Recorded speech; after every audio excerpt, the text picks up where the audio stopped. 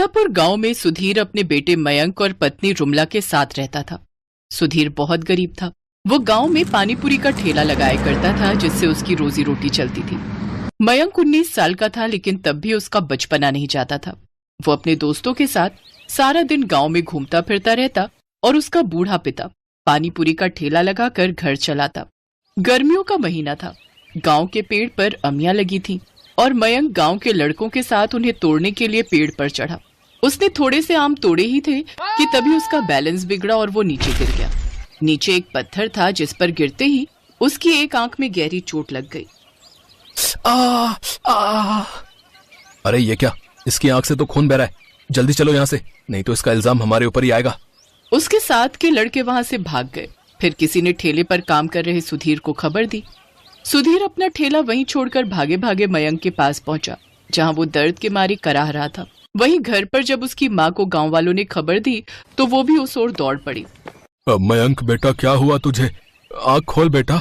सुधीर और रुमला उसे जल्दी से अस्पताल लेकर भागे, जहां डॉक्टरों ने उनसे कहा, देखिए, इनको लाने में देर हो गई है। इनकी आंख में घाव अंदर तक हो चुका है, जिससे इनकी पुतली पर भी असर पड़ा है। अब उस आंख की रोशनी कभी वापस नहीं आएगी और इसका इलाज करवाना ही है तो उसमें लाखों का खर्चा आएगा। सुधीर के पास ना तो इतना पैसा था और ना ही कोई जमीन जायदाद जिसे बेचकर वो अपने बेटे का इलाज करवा पाता। हे भगवान, ये मेरे बच्चे को तूने किस बात की सजा दी है? कोई चमत्कार दिखा और मेरे बच्चे को ठीक कर दे भगवान।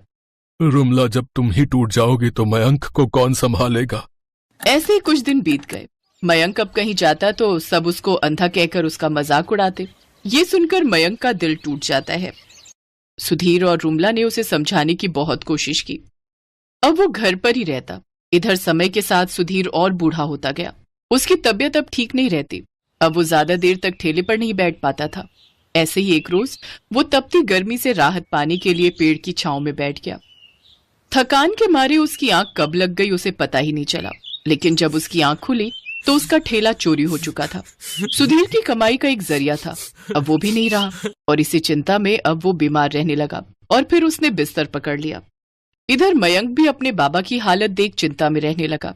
एक रोज, माँ बाबा अब कितने परेशान रहने लगे हैं मुझसे उनकी ये हालत अब देखी नहीं जाती। माँ, तू ठीक कहता है बेटा, उनकी ऐसी हालत तो मुझसे भी नहीं देखी जाती। राशन पानी सब खत्म हो रहा है। घर में ना जाने आगे का गुजारा कैसे चलेगा। माँ, मैं बाबा की मदद करना चाहता हूँ। अब मैं इस घर की जिम्मेदारी संभालना चाहता हूँ। लेकिन बेटा, तुम ऐसी हालत में ये सब कैसे कर पाओगे? माँ, अब तुम भी मेरी इस कमी को मेरी कमजोरी मान रही हो।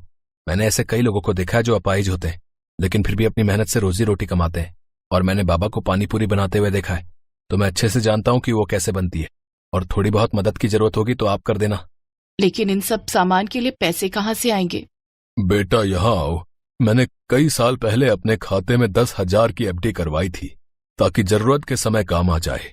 तुम अपनी माँ के साथ जाकर वो एफडी तुड़वा लो। अगर वो अब काम नहीं आएगी तो कब काम आएगी? अगले ही दिन मयंक अपनी माँ के साथ बैंक गया और वो पैसे ले आया, जिससे उसने नया ठेला और जरूरत का सामान खरीदा।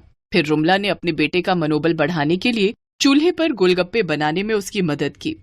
बाबा, अब आप मुझे बताइए कि पानीपुरी का पानी कैसे बनाया जाए। मैं चाहता हूँ कि ग्राहकों को वही लाजवाब स्वाद फिर से मिले।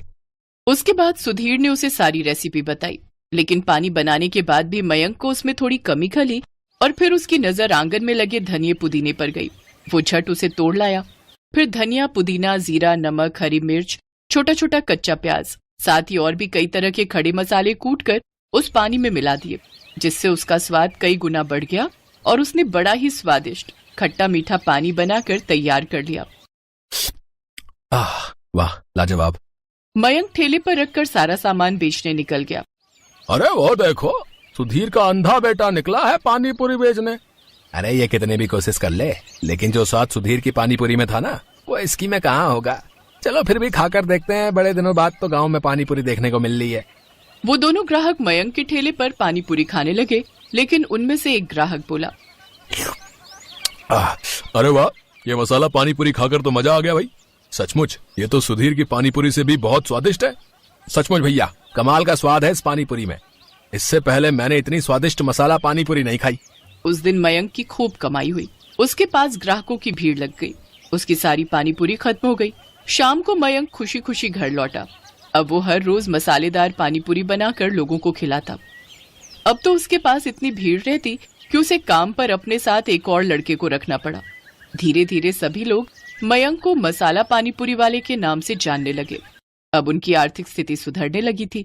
एक रोज मयंक अपने पिता से, चलो बाबा, अब दिल्ली चलते हैं, अब वहीं जाकर आपका इलाज करवाएंगे। नहीं बेटा, मैं तो बूढ़ा हो गया हूं, तू अपने बारे में सोच और अपनी आंख का इलाज करवा। घबराइए मत बाबा, मेरे पास अब इतने पैसे आ गए हैं कि मैं दोनों का इलाज अच्छे से करवा सकता हूँ। दोनों ने दिल्ली जाकर अपना इलाज करवाया। दोनों पिता बेटे एकदम ठीक हो गए।